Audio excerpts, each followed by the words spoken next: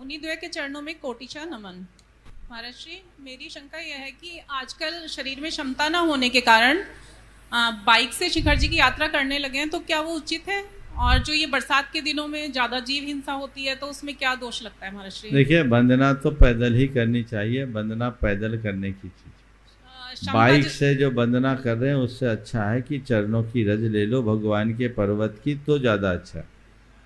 डोली से जाने तक तो ठीक था, जब से लोग बाइक पर जाने लगे हैं तो शिखर जी अब पर्यटक स्थल का रूप ले लिया। एक और तो लोग हल्ला मचाते हैं कि हमारे समेत शिखर की पवित्रता खंडित हो रही है, और दूसरी ओर लोग अपवित्रता फैलाने का कुकृत्य खुद करते हैं। कैसे बचेगा? इसे रोकना चाहिए, अपना लोभ संवरण कीजिए। आजकल ऐसा चलन हो गया, ट्रेन से उतरे सीधे बाइक लिए, वंदना किए, पारसनाथ टोक से नीचे आ गए। तो आपने समेत शिखर को पूरा इतना पवित्र पर्वत न समझकर केवल पारसनाथ टोक को अपना क्षेत्र बना लिया, जिसका कण कण पूज्य और पावन है। बाइक की प्रवृत्ति को आप लोगों ने बढ़ाया है, और उसके बढ़ने से सब लोगों को वो सुलभ हो गया, तो उसमें वे लोग भी ऊपर जाने लगे जो केवल मस्ती करने के लिए वहाँ जाते हैं। उनका उद्देश्य अलग, तो उसकी पवित्रता खत्म हो गई। आज हमारी माँ बाप की इज्जत भी दांव पर लगने लगी है, तो इस पर ध्यान, माँ बहनों की इज्जत दांव पर लगने लगी, वहाँ की पवित्रता खंडित हो रही है। तो मैं सभी से कहूँगा, इससे अच्छा है कि तुम वंदना ही मत करो। कदाचित डोली पर जाओ तो अच्छा है, लेकिन बाइक पर जाने की प्रवृत्ति से बचना चाहिए। अगर तुम्हारे बस का नहीं है, चले जाओ तलहटी पे, वहाँ की रज लगा करके भाव वंदना कर लो, वो ज़्यादा अच्छा है असाधना करने की अपेक्षा। ये तीर्थ की असाधना है, वहाँ गंदगी आप फैला रहे हो, उस वंदना का कोई अर्थ नहीं है।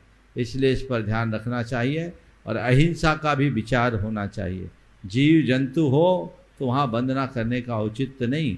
जब मैं पहली बार समेत शिखर जी में था, वहाँ हमारा चातुर्मास हुआ, मैंने गुरुदेव से पूछवाया कि चातुर्मास में वंदना के लिए क्या विकल्प रखना।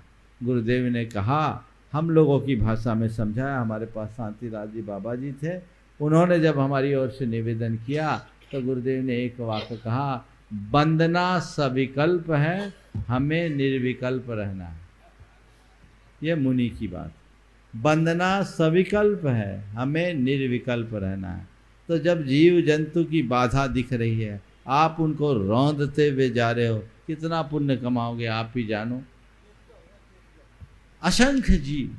इसलिए वंदना करते समय लोगों को विवेक का परिचय देना चाहिए। पैदल चलो तो देखते हुए चल सकते हो, बचाते हुए भी चल सकते हो, लेकिन इन साधनों से चलने का मतलब क्या?